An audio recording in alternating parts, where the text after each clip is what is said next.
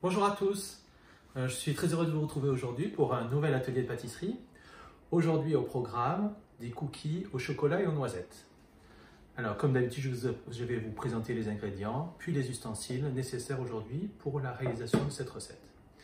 Alors en ce qui concerne les ingrédients, vous allez avoir besoin de deux types de sucre, 125 g de sucre roux ou de cassonade. Donc vous le voyez par rapport à l'ustensile qu'on a l'habitude d'utiliser comme repère, c'est environ 1/3 d'une tasse. Et si vous utilisez comme repère la cuillère à soupe, ça représente 10 cuillères à soupe de sucre. La même chose avec du sucre blanc, donc 125 g de sucre blanc. Du bicarbonate de soude, donc vous trouverez assez facilement cet ingrédient en grande surface. Une cuillère à soupe. Je vous expliquerai tout à l'heure à quoi servira cet ingrédient. 2 pincées de sel et un sachet de sucre vanillé, l'équivalent d'une cuillère à soupe de sucre vanillé. Vous pouvez utiliser, si vous en avez, je n'en avais pas, d'extrait de vanille liquide. Ensuite, 300 g de farine de blé. Alors vous voyez, ça représente environ l'équivalent d'un bol, presque rempli. Si vous n'avez pas de balance pour mesurer, ça représente 18 cuillères bien remplies, 18 cuillères à soupe. Ensuite, 200 g de beurre. Alors comme la dernière fois, on prend une plaquette de beurre.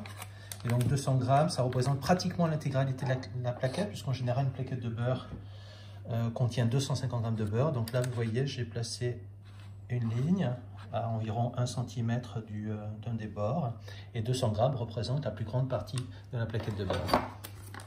Voilà, donc moi j'ai déjà découpé en petits morceaux mon beurre. Attention, il est important de sortir le beurre environ 1 heure avant de commencer votre recette, de façon à ce que le beurre soit à température, c'est-à-dire proche de la température de la pièce dans laquelle vous allez cuisiner. Si vous n'avez pas eu le temps de le sortir avant, que vous avez oublié, à ce moment-là, vous prenez votre beurre, vous le découpez en petits morceaux, vous le mettez au micro-ondes pendant 30 secondes. Je vous conseille de recouvrir votre bol d'une assiette pour éviter les mauvaises surprises dans le micro-ondes. Ensuite, un œuf,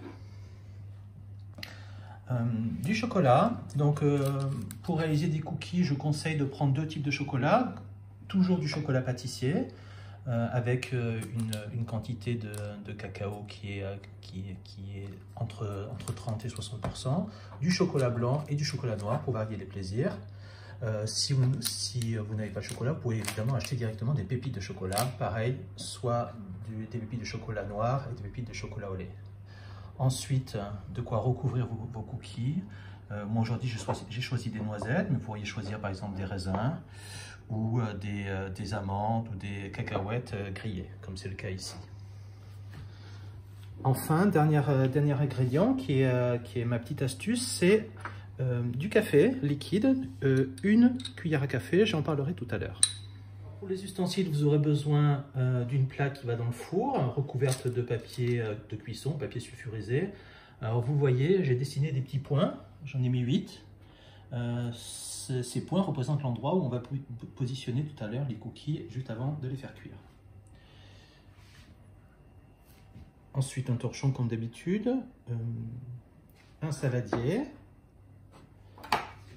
comme la dernière fois, un fouet et une spatule, et également une planche à découper avec son couteau. Bien, maintenant nous sommes prêts, nous allons pouvoir commencer. Alors on va d'abord mettre le beurre dans le saladier. Donc vous voyez, il est bien mou, il est à température. Voilà, et je rajoute les 2 types de sucre.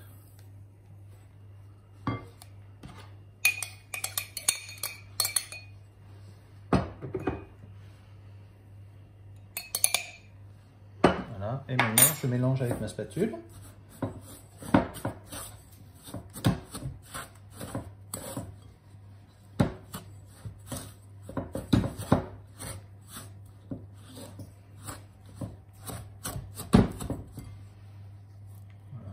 Pas à détacher le beurre de la spatule si ça accroche encore beaucoup.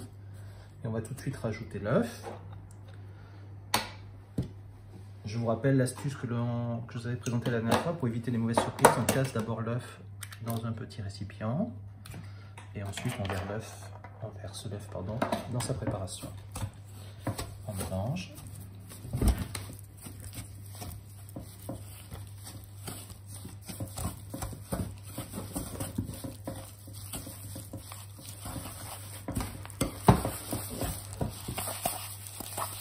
Voilà. Et à mesure que le beurre fond, notre préparation va être bien de plus en plus.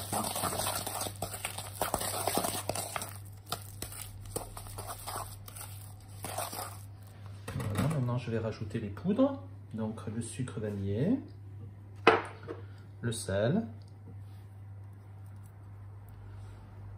le bicarbonate. Alors le bicarbonate est une poudre qui permettra de donner une structure un peu plus légère à vos cookies. Si vous n'en avez pas, vous n'en mettez pas, il ne faut pas le remplacer par la levure. Et enfin la farine que je vais rajouter en 2 étapes. Voilà, j'en verse environ la moitié.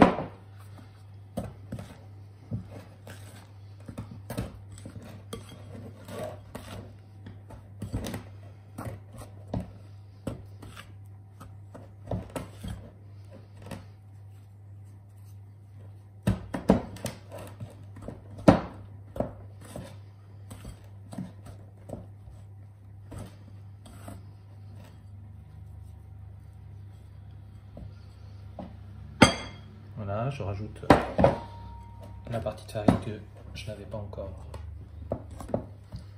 versée dans ma préparation. Voilà, à ce stade, je vais poser ma cuillère, puis je vais finir en mélangeant avec les mains.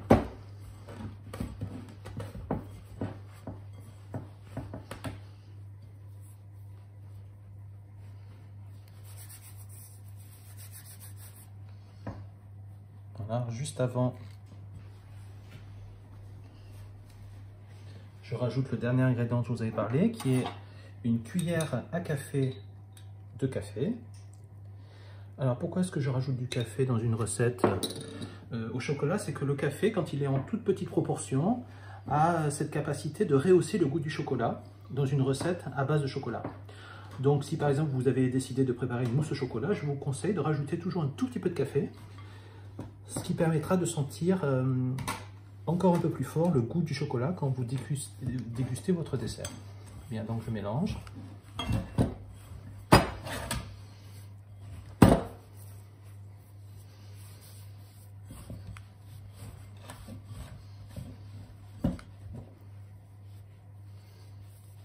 Voilà. Donc là, on prend la peine de s'essuyer, d'enlever la pâte sur le bout de ses doigts. Et puis, vous l'avez sûrement remarqué, j'ai préparé un petit pot juste à côté de ma préparation pour venir mettre de la farine sur mes doigts. Voilà. Voilà, ma préparation est prête. Alors habituellement, dans une recette de cookies au chocolat, c'est à ce moment-là qu'on rajoute tous les morceaux, les pépites ou les morceaux de chocolat à l'intérieur. Alors, moi je préfère faire un peu différemment. Je préfère toujours qu'on rajoute les pépites de chocolat ou les morceaux de chocolat au moment où on confectionne les cookies. Alors maintenant on va s'intéresser au chocolat. Donc vous avez vu tout à l'heure que je vous ai proposé d'utiliser soit des pépites de chocolat, soit du chocolat pâtissier en plaquettes. Alors la raison pour laquelle je préfère moi utiliser du chocolat en plaquettes, c'est qu'il nous permet d'obtenir des morceaux de chocolat plus gros. Et une des choses que l'on aime bien quand on mange des cookies, c'est de tomber sur un morceau de chocolat à peine fondu. Donc vous voyez, moi j'ai déjà préparé mes morceaux de chocolat, ils sont là. L'avantage aussi de ne pas mélanger les morceaux de chocolat dans la préparation, c'est que quand il s'agira pour vous de préparer votre cookie, eh bien vous aurez la possibilité de mélanger les chocolats ou pas. Bien, donc maintenant on va préparer ces cookies. Donc vous prenez une petite quantité de pâte que vous tournez dans votre main. Ça doit avoir à peu près la taille d'une balle de ping-pong. Voilà, je vais rajouter un peu de pâte. Donc vous voyez que maintenant, ma pâte n'adhère plus du tout à mes mains. Voilà, quand je suis content de ma forme, je vais choisir mes pépites de chocolat. Alors moi, j'ai décidé de prendre des morceaux de chocolat. Et là, j'ai décidé de mélanger les deux chocolats. Donc je vais prendre du chocolat noir et du chocolat au lait. Voilà, je les pose sur, je vais en mettre 5. Je les pose sur ma pépite. Et puis là, vous voyez, je le recouvre de façon à emprisonner le chocolat à l'intérieur de ma petite boule. Ce qui aura pour effet de créer au moment de la cuisson une couche de chocolat à l'intérieur de votre biscuit. Voilà. Maintenant, je vais pouvoir rajouter par-dessus ce que j'ai envie de rajouter. Donc moi, j'avais préparé des noisettes. Donc je pose par-dessus des noisettes. Voilà, je vais en rajouter une qui est caramélisée. Voilà. Et je viens le poser à un des endroits que j'avais prévu pour la cuisson. Voilà, je recommence. Je fais une nouvelle boule. Je tourne dans le creux de mes mains. Voilà, je viens chercher. Donc là, j'ai envie de faire un cookie uniquement au chocolat au lait. Donc je vais prendre 5 ou 6 morceaux de chocolat. Je vais les emprisonner à l'intérieur de ma pâte. Je vais rouler à nouveau. Voilà, et puis cette fois-ci, je vais rajouter des raisins. Donc, vous voyez, vous avez la possibilité de varier les plaisirs, de faire des cookies différents. Voilà, mon deuxième cookie est prêt.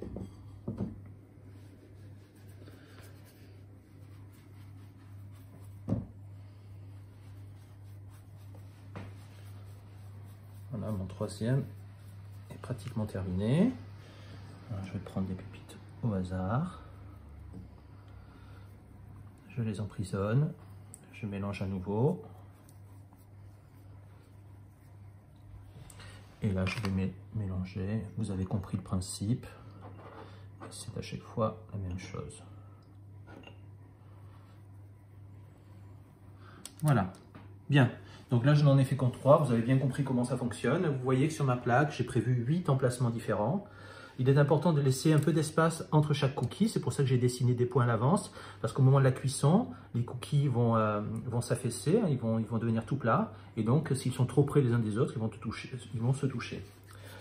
Alors, on n'en a pas parlé tout à l'heure, mais la raison pour laquelle on utilise 2 types de sucre différents, c'est que le sucre cassonade ou le sucre roux est un sucre un peu plus épais. Et il est important d'avoir ce type de sucre à l'intérieur de vos préparations, car sinon, le cookie risque de s'aplatir un peu trop vite. Et donc, quand on met du sucre roux, bien c'est un sucre qui est un peu plus gros, dont les grains sont un peu plus gros, donc ils mettent un peu plus de temps à cuire, un peu plus de temps à fondre, ce qui permet au cookie de rester un peu plus dans sa forme originale. Donc, bien sûr, il va s'aplatir, mais pas autant que si on avait utilisé que du sucre blanc. Bon, si vous n'avez pas de sucre roux, ce qui est tout à fait possible en période de confinement comme c'est le cas actuellement, ce n'est pas grave, vous pouvez utiliser du sucre blanc. C'est juste que vos cookies risquent d'être un peu plus aplatis. Mais ils resteront tout aussi bons. Bien, maintenant le moment est venu de mettre votre préparation au four. Donc, j'ai oublié de vous le dire tout à l'heure, mais donc vous avez avant de préparer votre recette, préparez votre four, thermostat 180. Et là, ça fait donc environ 10 minutes que votre four est en train de chauffer. Vous allez pouvoir mettre vos cookies à la cuisson entre 8 et 10 minutes. Voilà, j'ai placé toutes mes petites boules prêtes à être enfournées. Donc maintenant, je vais mettre ma plaque à l'intérieur du four. Vous voyez, j'ai préparé, j'ai oublié de vous le dire tout à l'heure, on peut, pour ceux qui veulent des cookies tout chocolat, mettre des petits morceaux de chocolat sur les petites boules préparées. Bien, maintenant on enfourne pour 8 minutes.